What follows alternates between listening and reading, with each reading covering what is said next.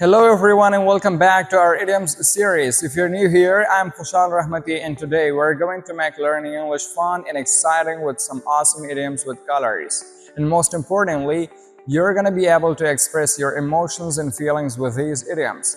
Whether you're sad, happy, or somewhere in between, these idioms will absolutely help you sound like a native English speaker when talking about your emotions. So without further ado, let's jump right in and start expressing ourselves better. Alright, let's take a look at the first one, yellow-bellied.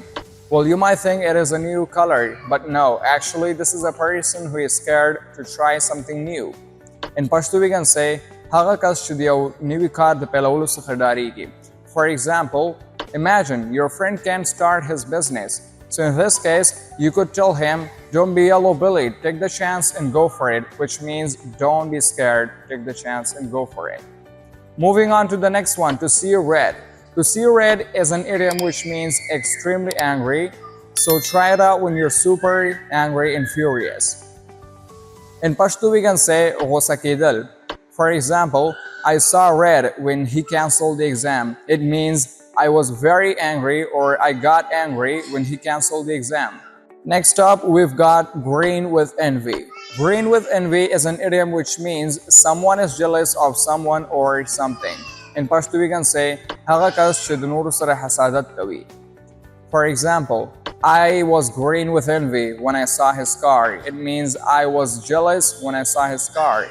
Now coming to our next idiom, tickled pink. Tickled pink is an idiom which means very happy. So you can use this idiom when you're so happy and delighted and you know that something good is happening to you.